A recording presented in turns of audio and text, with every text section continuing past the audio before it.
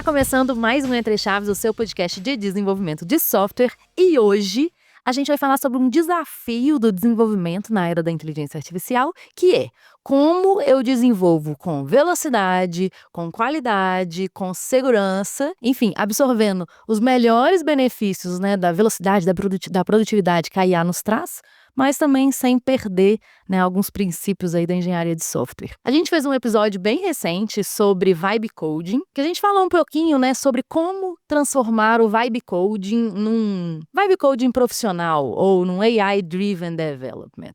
E uma das coisas que a gente mencionou nesse episódio foi a capacidade de adicionar nas ferramentas frameworks, né, que criam guardrails, que criam contexto, né, que gerenciam bem o contexto para as IAs funcionarem melhor. E hoje a gente vai falar justamente sobre um desses frameworks, que é o Reaper. Mas mais do que isso, a gente vai falar sobre uma modificação que a gente, aqui internamente num dos times, fizemos sobre o Reaper para ele ficar ainda mais aderente das práticas, né, que esse time fazia no seu dia a dia.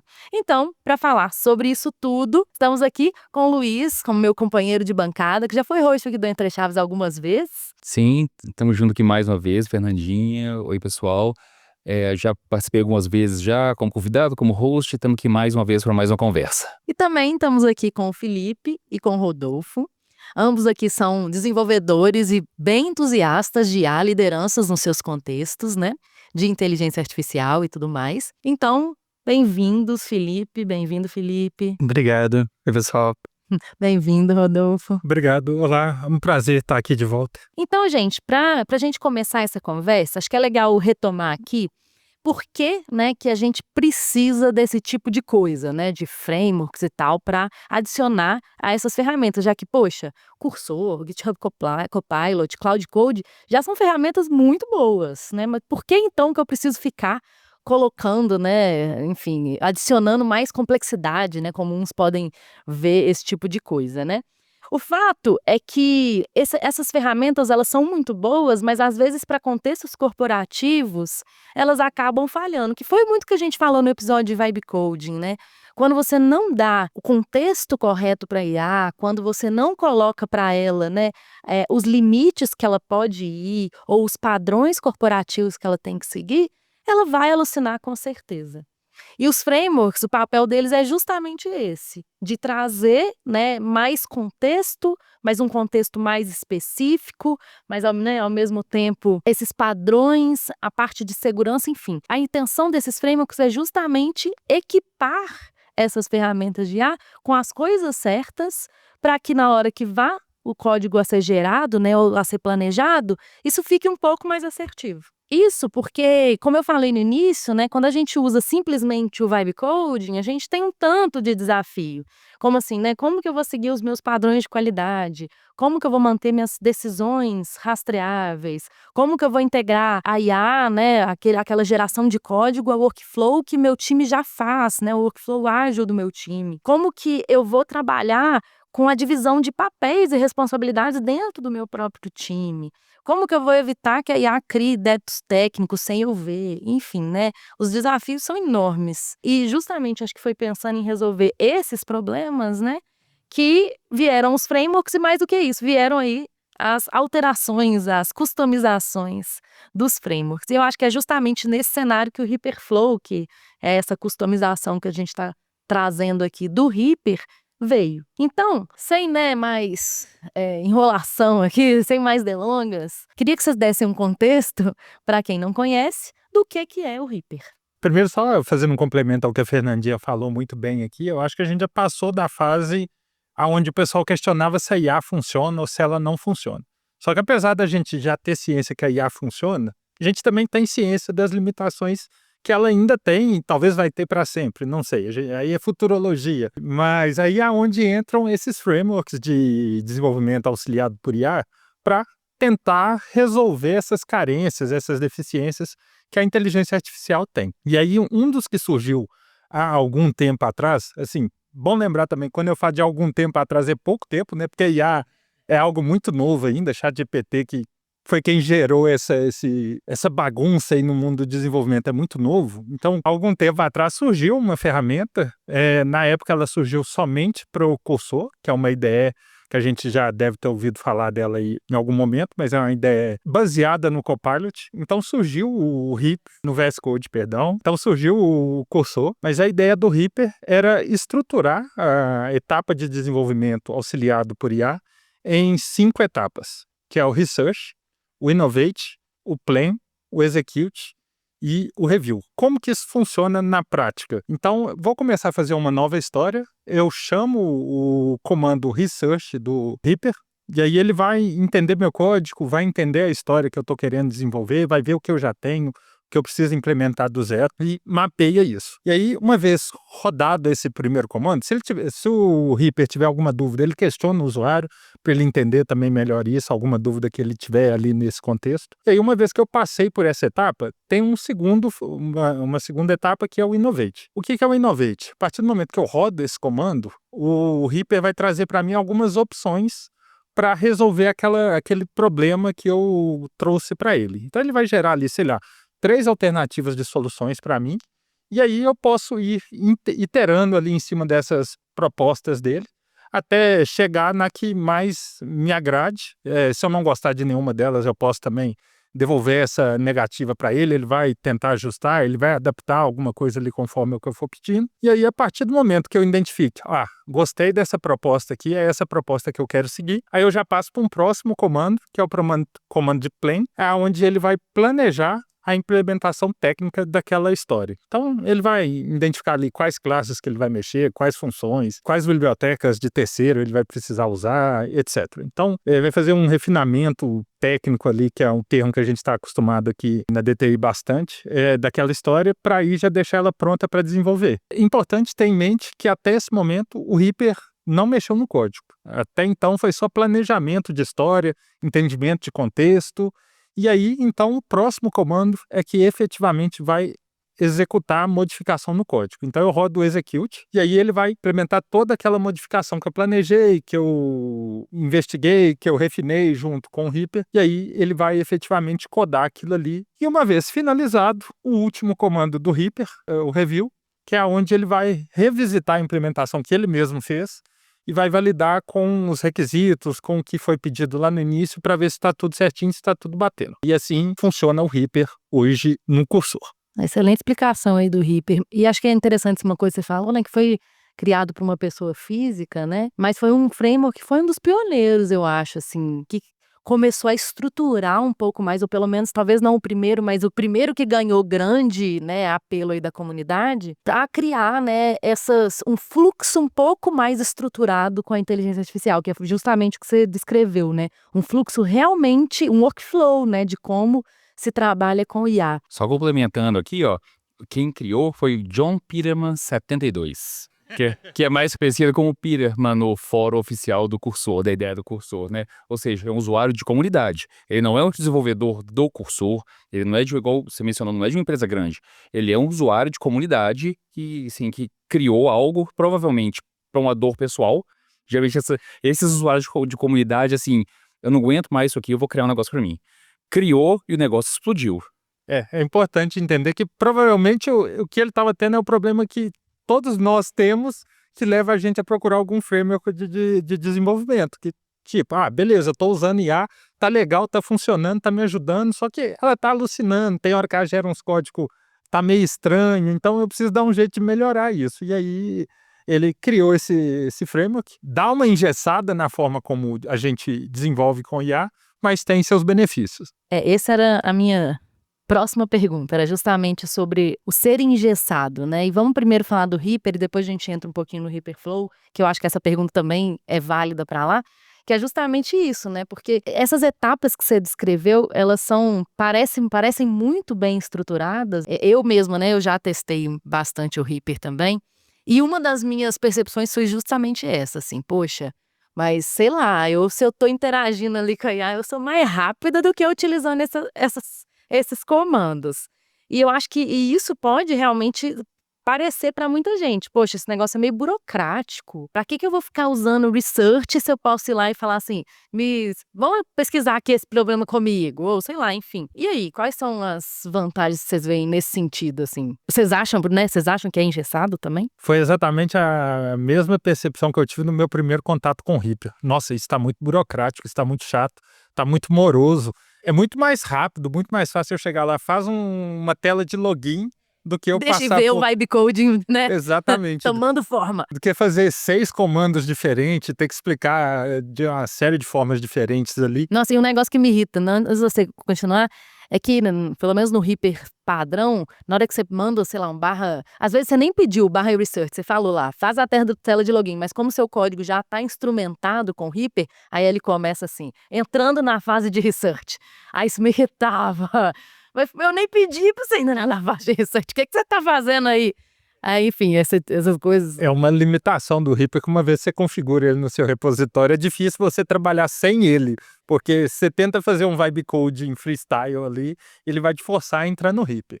Mas assim, apesar, pelo menos na minha opinião, dele ser engessado, da gente ter uma perca de performance ali, porque vai demorar um pouquinho mais o desenvolvimento da sua tarefa, eu acho que a gente ganha muito em qualidade e em assertividade do desenvolvimento. Porque a chance de dar certo o que você pediu a IA para fazer aumenta, acho que exponencialmente, e isso não tem mágica não, a gente pode falar mais sobre isso daqui a pouco. E a qualidade do código gerado também melhora bastante, que é um problema comum que às vezes a gente tem da IA gerar um código totalmente fora do padrão do repositório que você está usando. Então, você, ao invés de reaproveitar a classe, ela cria uma nova para fazer a mesma coisa, usa bibliotecas que você não está usando no projeto. Então, isso tudo melhora relativamente bem usando o Reaper. Então, é um trade-off, né? Você vai ficar mais engessado, vai demorar mais um pouquinho, só que no fim das contas você vai entregar algo com uma assertividade melhor e uma qualidade melhor. O que faz com que, às vezes, o tempo que você perdeu ali efetivamente conversando com a IA, no fim das contas, você não perdeu. Saiu mais rápido porque a história, às vezes, ficou pronta ou quase pronta ali de primeira e você não precisou ficar corrigindo ou pedir para fazer de novo, coisas assim. E qual que é a sua percepção, Felipe? Você acha que engessa um pouco? Eu acho que são muitas etapas, assim, com redundância, mas eu acredito que tudo relativo a IA é baseado em prover contexto para o agente justamente para evitar essas alucinações, né? Então, eu acredito que mesmo que você saiba, assim, ter esse direcionamento de onde você vai executar a tarefa, quais vão ser os padrões que você vai seguir durante o desenvolvimento, é importante você prover esse contexto para ele, porque o grande ponto dos agentes, que eu vejo que é muito interessante, é que ele faz alterações em massa. Uma vez que você realiza a etapa de execute, são diversos arquivos já alterados de uma vez, num nível que manualmente, assim, levaria um tempo para você estruturar. Então, você passa a ter essa visão um pouco mais de alto nível e ele dá também a possibilidade de você revisar o que ele está planejando, né, antes de executar. Então, eu acho muito interessante, assim, mesmo que seja preso um pouco engessado, eu acho importante para a IA performar melhor, assim, eu vejo muitos ganhos, assim, nesse sentido. Vocês conseguem fazer um comparativo do Cursor com o Reaper versus Visual Studio e Copilot? Assim, o Cursor, eu vejo que ele foi um pouco mais pioneiro no sentido de trazer algumas guidelines, que são chamadas as rules, né, do Cursor, justamente para estruturar os outputs que a ideia está gerando, né, que a gente vai gerar. Então, por exemplo, as rules são basicamente, eu gosto muito de pensar nas rules, né, nas regras, como se fossem funções. Então, a gente delimita o escopo em que elas vão atuar. Então, por exemplo, eu posso criar uma regra global para o meu projeto, eu posso criar uma regra para um diretório específico, e sempre quando ele for atuar no código, ele vai olhar para aquelas regras e falar, olha, ok, vou fazer uma injeção de dependências. Como que eu vou fazer essa injeção de dependências? Se eu criei uma regra para isso, ele vai se guiar a partir daquilo, que é basicamente um prompt, né, que a gente cria, e ele vai aproveitar isso ao longo do projeto. Então, você pode adicionar o escopo e trazer essas instruções de acordo com isso. E isso veio primeiro no Cursor, né? E eu acho que a partir disso, é importante trazer que o Reaper foi criado a partir de rules. Então, ele é todo estruturado em cima dessas regras, que são regras globais, assim, e ele vai sempre estar olhando para essas regras do Reaper para gerar seus outputs. Então, inicialmente teve as diferenças, em que o cursor tinha essas regras. E posteriormente o Copilot criou as instructions e agora também evoluiu a nível, a gente tem agora SpecKit, né, e frameworks parecidos assim também nesse sentido. Então acredito que a diferença atual, pelo menos no meu conhecimento, é menor do que alguns meses atrás. Aqui no Entre Chaves, a gente sempre fala sobre como que a gente cria essas formas de deixar a IA mais rápida ou de deixar a IA mais assertiva, né, com mais qualidade. E o que eu tô achando legal é que agora esse é um episódio de como fazer isso na prática, né? Assim, o Rodolfo fez uma excelente introdução aqui de comandos e tudo, que eu acho que deixou talvez na cabeça do ouvinte que se em algum momento ainda não tinha entendido como que eu saio do vibe coding para alguma coisa um pouco mais profissional, eu acho que esse é um excelente episódio, né, para se ouvir com esse olhar. Aqui no Entre Chaves a gente também fala muito sobre planejar antes de executar, o quanto isso é bom para a IA, né, que ela, sempre que a gente planeja primeiro, antes da execução, os resultados costumam ser mais assertivos. E aqui o Reaper é outra coisa que ele está colocando em prática, né? Que lá ele tem comandos claros de planejamento, comando claro de execução, né? Justamente para delimitar mesmo esses dois momentos da inteligência artificial para que os resultados fiquem ainda melhores, né? É bom entender que, igual eu falei, o Reaper traz uma burocracia pro vibe coding aqui que às vezes vai deixar mais lento. Mas isso não tá ali à toa. Todos os comandos que tem lá tem um motivo e no fim das contas vai se resumir a trazer contexto para IA, que é o planejar, que a Fernandinha comentou aqui também. Então, trazendo esse contexto, tanto do projeto quanto do código, planejar bem o que vai ser feito e quebrar essas tarefas bem para também não virar um tarefão gigante para IA. Meio que se resume nessas 3 etapas aí que já traz uma qualidade considerável a mais para o desenvolvimento feito pela IA. E uma coisa que às vezes a gente pensa quando você fala de engessar, é porque muitas vezes a questão é que a gente tem até que pesar, né? Até onde vai o engessamento, até onde vai a padronização. Porque muitas vezes também, vários projetos, a gente acaba gastando tempo e investimento desenvolvendo as chamadas fitness functions para poder garantir a arquitetura do projeto, para garantir que o desenvolvedor não está furando o que foi definido de arquitetura e tem todo esse custo envolvido, esse trabalho envolvido para ficar rodando isso em pipeline, sendo que se você tem a padronização que é criada através do Reaper, por exemplo, emagrece as suas fitness functions. Você não tem essa necessidade de ficar pegando pormenores ou ficar ali no detalhe do detalhe do detalhe, porque a sua arquitetura vai ser respeitada. Você não vai ter alguém lá na sua camada de apresentação indo direto à base de dados e pegando nada, porque a IA, assim, devidamente configurada, ela jamais vai fazer isso. Por um lado, você pode, mas eu estou engessando, mas por outro, é um fortalecimento muito grande da padronização, né? Mas então, agora entrando um pouquinho mais na customização que vocês fizeram. Qual que foi o gatilho? Por que vocês viram que era importante, ou até que era de falha ou de dor ali na utilização do Reaper do dia a dia, que vocês viram e pensaram, né?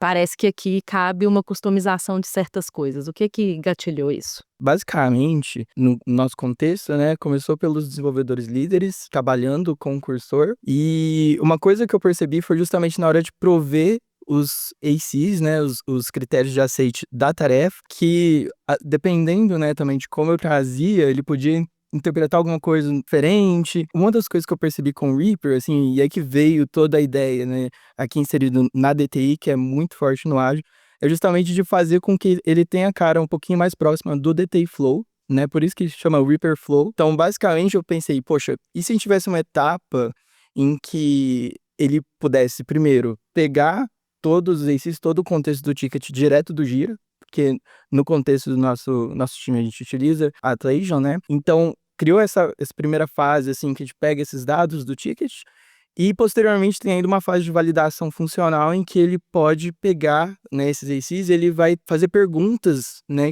em que ele consiga, de fato, entender aquilo e evitar qualquer tipo de confusão em relação ao que ele está interpretando.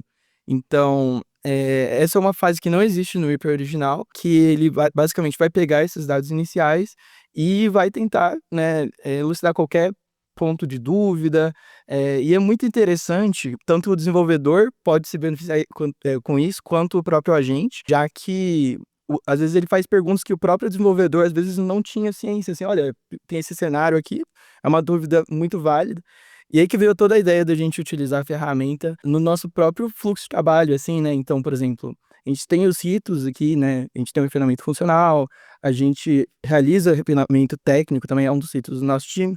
A gente pensou em se aproveitar disso para também utilizar a IA. Trazendo um pouquinho mais do nosso contexto, a gente também, né, estava numa fase em que a gente ainda não tinha uma pessoa de produto. Então, a gente precisava ainda mais olhar para os tickets e ter certeza que os nossos critérios de aceite estavam bem definidos e que a gente não tinha muitas dúvidas sobre isso. Então, foi algo muito interessante, assim, e basicamente daí que surgiu a ideia. Eu falei, poxa, eu acho que seria muito interessante se a gente tivesse uma ferramenta que estivesse conversando com as etapas que a gente faz com os ritos que a gente tem no nosso time, tanto para facilitar também a própria aderência dos desenvolvedores, né? Fazer com que tenha a cara mesmo do dia a dia, né? E que eles tenham essa curva de aprendizado mais rápida, assim, de certa maneira. E qual que é o contexto do time seus? Assim, que eu acho que é legal de bem interessante trazer falar, isso. né? O nosso contexto é um time que trabalha com desenvolvimento mobile nativo, então a gente trabalha com Kotlin e Swift. E é muito interessante como que se dá a utilização do cursor, ou às vezes do próprio VS Code com Copilot. Inclusive, tá, gente, parênteses, tá? O cursor, o Reaper, ele funciona pro cursor, e a gente tinha licenças do Copilot, e a adaptação, além de funcionar para estar mais próxima do Dataflow, também veio para com que a gente conseguisse trazer também todos esses comandos para os desenvolvedores que tinham a licença apenas do Copilot, já que na época não tinha Spec Kit e a gente tinha até então só as instructions e falou, poxa, vamos se utilizar disso, né, para aproveitar e todo o time ter acesso à ferramenta. Mas, né, do produto, assim, né, então são aplicativos nativos e a gente utiliza basicamente as IDEs, né, a gente, que assim, o cursor ou o VS Code com o Copilot simplesmente para gerar código. Então, a gente utiliza a IA nessas IDEs, mas, por exemplo, eu sou desenvolvedor Android, eu utilizo o Android Studio, né, para desenvolvimento, às vezes, e o cursor ele fica mais com um chat, assim, né, e que eu utilizo as ferramentas, basicamente. Por uma curiosidade, o Reaper são 5 passos, né? Da própria acrônimo do Reaper. Vocês criaram o 6º passo pro Dataflow, o Reaper Flow? Como é que vocês fizeram? A gente tem um fluxo de trabalho paralelo que pode coexistir com o Reaper original. Então a gente tem os comandos do Reaper, mas além disso a gente criou um fluxo de trabalho dedicado à história. Então, basicamente, vou citar cada uma das etapas aqui. A gente tem a etapa de Story, que é a primeira etapa em que a gente pega as informações do ticket a partir do Gira, para MCP. Posteriormente, a gente tem uma etapa chamada de Refinement Review, que é a etapa que eu tinha mencionado, que ele faz perguntas sobre e tenta elucidar qualquer gap, enfim, fazer perguntas mesmo para ganhar mais contexto funcional. E posteriormente a gente tem uma etapa chamada Tech Refinement, que é bem parecida, de certa maneira, com o Plain do Reaper. Então ele vai trazer qual que é a abordagem que ele vai tomar para trabalhar no ticket, né, basicamente. Então ele vai trazer um plano de implementação em que tem todos os arquivos que vão ser modificados, ele traz as alterações do antes e depois, então ele é bem explícito, o que é muito positivo para o desenvolvedor revisar e já ver, né, qual que é o output que ele vai ter. Posteriormente tem uma fase de execute, em que ele vai basicamente se guiar a partir desse plano de implementação e vai implementar todas essas alterações de fato no código. A gente tem uma etapa posterior que é parecida com o review, só que eu chamo de pré-review. Então antes de eu passar, né, e criar o meu code review, a ideia é que eu rode esse comando de pré-review, que ele vai trazer, de acordo com o Solid e outras boas práticas de programação, ele vai revisar o código e ver se tem alguma sugestão, e é até interessante que ele elenca como crítico, good to have, e por aí vai. E tem um adicional também, que a gente tem utilizado bastante, chama Clear Story. Basicamente, ele pega todos esses arquivos, né? Então, para cada comando, ele vai populando arquivos específicos de história, né? Essa informação é armazenada em arquivos Markdown. Então, a gente criou arquivos específicos para esse workflow de história. E assim que eu rodo um Clear Story, ele vai criar uma pastinha dentro de um diretório de archive. E, pelo menos no nosso fluxo de trabalho, assim, né? O padrão é ele só colocar uma timestamp como nome desse diretório. Mas o que a gente tem utilizado é até colocar no nosso Git, né? E para cada pastinha a gente coloca o número do ticket. Então ele fica armazenado depois que você desenvolve. Ele até guarda esses arquivos que você gerou quando você desenvolveu. Basicamente é um workflow paralelo e ele pode coexistir também com o do Reaper original. Então, inicialmente, né, a gente tem feito assim, esse passo a passo exatamente assim. Não necessariamente, assim, toda vez que eu rodar o Tech Refinement, eu vou ter o output final. Eu tenho que pegar e, né, validar, iterar, até chegar num output desejado, assim, né? Mas é bem interessante que a gente fez algumas experimentações de, por exemplo, posteriormente ao Refinement Review, a gente tem testado o comando Innovate do Reaper original.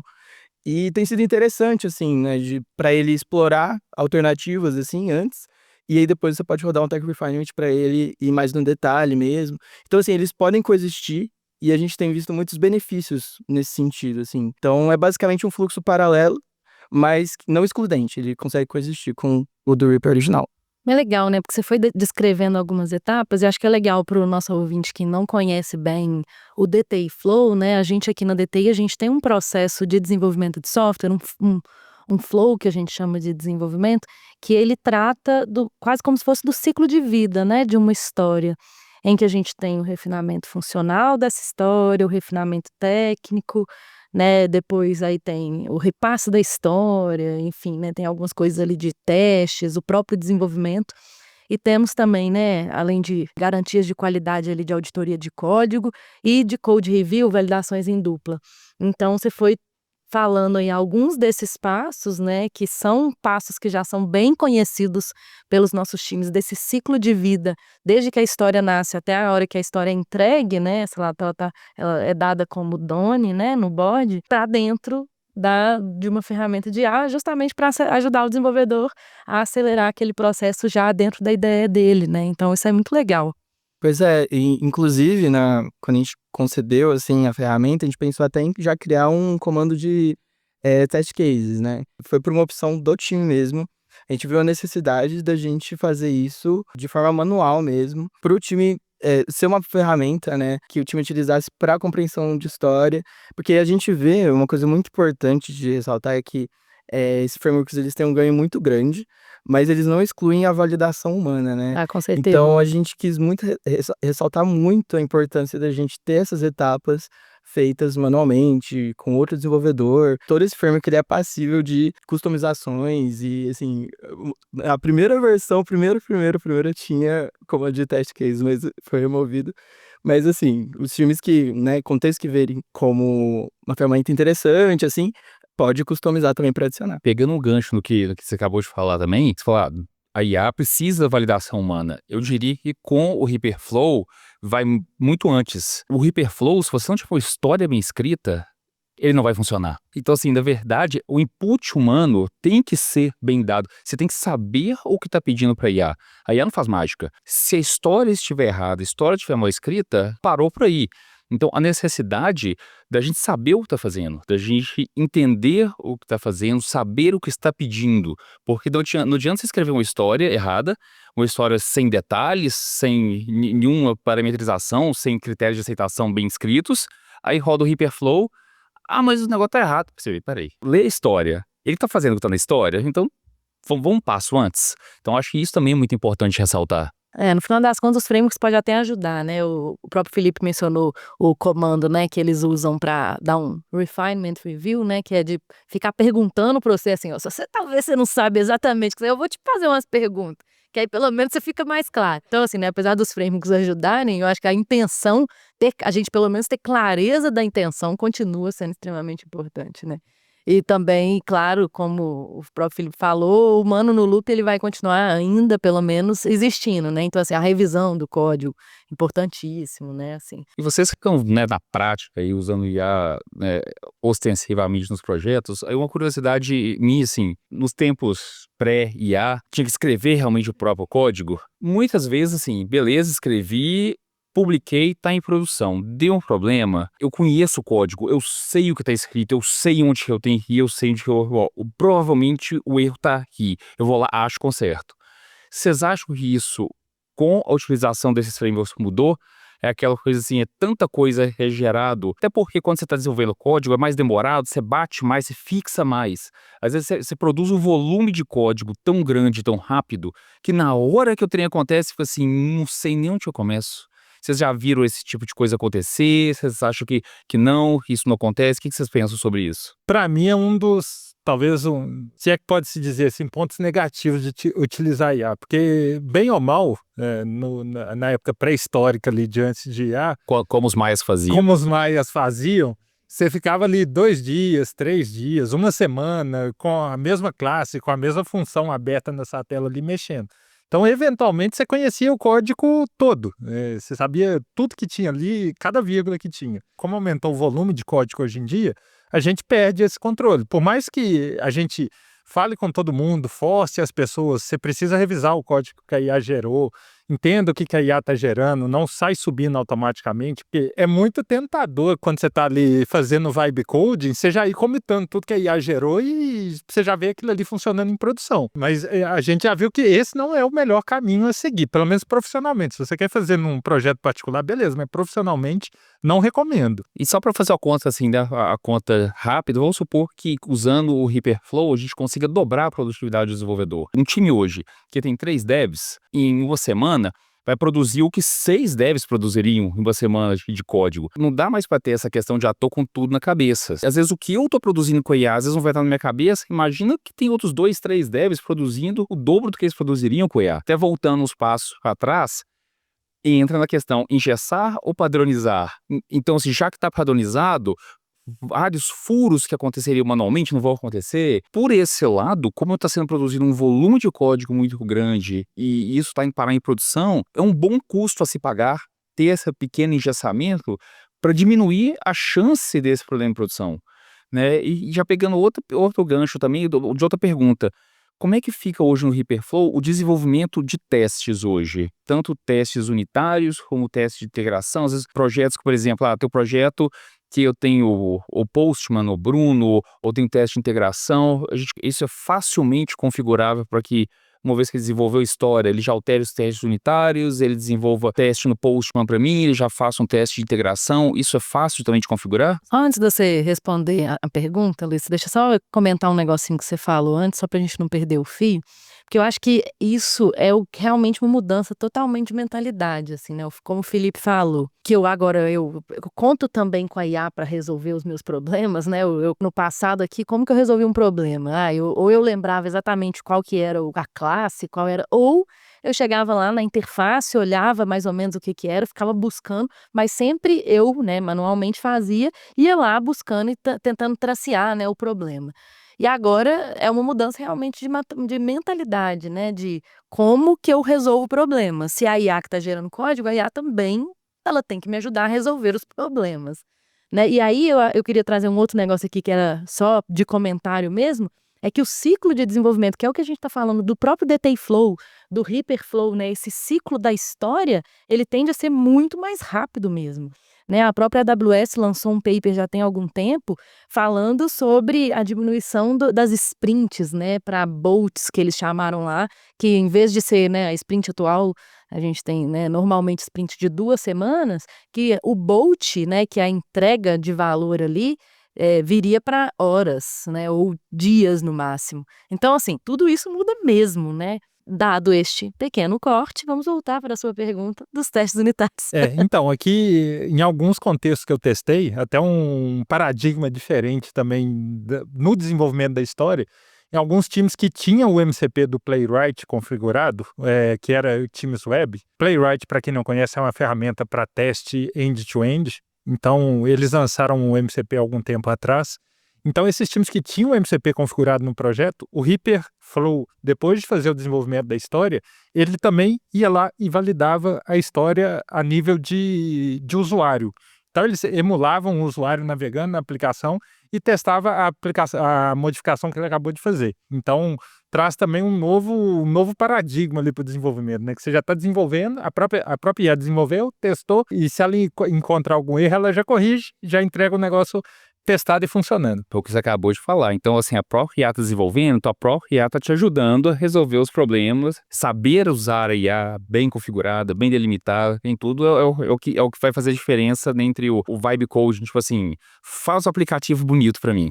E realmente é o que funciona. Eu acho que a gente, nem todos ainda estão preparados para essa conversa, mas eu acho que no final das contas a gente deveria realmente mudar a mentalidade de um código que ele deveria ser lido por IA e não lido por humanos, né? Ou seja, um código que eu vou passar a produzir para IA interagir com ele e não mais o humano. Acho que ainda estamos num momento de transição, então isso ainda não é 100% verdade. O que eu tô querendo trazer aqui é muito mais uma mudança de como pensar. Se minimamente a gente pode falar assim, né, que humanos ainda têm que interagir com código, que eu concordo, pelo menos a gente tem que pensar que agentes também. Então a gente também tem que pensar nisso, não podemos esquecer. Uma outra curiosidade que eu tô aqui em relação ao Hyperflow e ao Hyper, queria que vocês falassem brevemente sobre, é sobre gestão de token, porque um negócio que a gente agora está com mais dificuldade quando fala de ferramentas de IA é que o token acaba. Né? Não chego no final do mês. O Cursor mudou a sua forma de precificação, né, das assinaturas Enterprise e Business, na verdade. E essa é a maior reclamação, né, dos tokens e tal. E mesmo o Copilot também tem algumas coisas nessa, né? E a gente sabe que uma boa gestão de tokens é uma coisa que também diferencia, né, quem consegue utilizar muito bem IA e quem acaba, né, ficando ali no meio do caminho. E aí, como é que vocês veem os tokens? Consomem pra caramba? E aí? Consome bastante. Assim, eu acho que algumas estratégias podem ser feitas, assim. Por exemplo, no Reaperflow, eu acredito que, por exemplo, a etapa de Story e etapa de Execute são etapas muito diretas, eu acho que não necessitam, assim, talvez de muitos tokens. O do agente, né, com o modo thinking, né, poderia utilizar algum modelo um pouco mais simples, mas agora para outras etapas, né, de refinement review, principalmente tech refinement, que é a etapa principal, a gente vê uma diferença muito grande. É muito importante utilizar esses agentes mais caros. Então, assim, a gente tem visto, assim, o gasto de tokens muito elevado, assim. A gente viu essa diferença. Tem todo o benefício, né? O ganho que a gente tem de qualidade, velocidade, mas a gente tem que colocar na balança também o gasto, né, que a gente tem com os tokens, né? Então, acho que uma das melhorias interessantes do Reaperflow seria dele ficar se retroalimentando com a documentação, consumisse dessa documentação para talvez evitar esses gastos de token com essa pesquisa de código, assim, e para ganhar uma compreensão do código com, né, modo mais econômico, assim, né? Acho que talvez essa seja o maior ponto negativo do Hyperflow, não só do Hyperflow, do Hyper, mas acho que qualquer framework para desenvolvimento utilizando IA tem a questão do uso dos tokens. Assim, se a gente for pensar qual que é a ideia do framework, que é trazer mais contexto do produto e do código para IA, consequentemente isso vai aumentar o gasto de tokens. Não tem como, aí não tem mágica para resolver isso. Aí o que tem são práticas, são técnicas para tentar diminuir esse alto gasto que a gente vai ter de tokens. Talvez esse realmente seja o maior problema, mas no fim das contas eu ainda acho que vale a pena. Vale o esforço ali de tentar otimizar aqui, otimizar ali. Por mais que talvez no último dia seus tokens já vão ter acabados, mas no fim das contas o ganho que você vai ter ali durante todo aquele mês que você ainda tiver token disponível, vale a pena o sofrimento depois. Eu acho que tem até uma maneira prática da gente mensurar isso, que assim, olha, eu tenho um time de 3 desenvolvedores, custam X, produzem tanto no mês. Coloquei o Hyperflow, aumentou agora, assim, proporcionalmente o gasto de tokens vai aumentar como se fosse 30% do custo do meu time, mas ele está produzindo o dobro. Então, se você for ver, quando a gente vai mensurar, beleza, aumentou meu custo e tal, mas o que eu tô produzindo aqui é absurdamente maior do que o aumento do meu custo. Com certeza. Eu acredito que, assim, você não teria os mesmos resultados no vibe coding. Você não vai conseguir trazer todo o contexto da história, o contexto já existente de quais são as bibliotecas utilizadas no projeto, todo o contexto de produto, sem gastar esses tokens, assim. Ele faz de uma forma mais estruturada, assim. De qualquer maneira, já sai ganhando do vibe code, com certeza. Com certeza. E como o Luiz falou, né, se você coloca na ponta do lápis, esse custo sob demanda, né, que é o que você gasta quando seus tokens contratados, vamos falar assim, terminam, elas ainda assim valem a pena, né? Porque você colocar no papel, a produtividade do time provavelmente ainda, né, é maior em relação a custo, vai valer a pena para aquele time, né? A produtividade vai ser maior, o número de erros em produção vai ser menor, o número de histórias que vão voltar, chegou lá no QA, bateu, o cara volta com a história, retrabalho.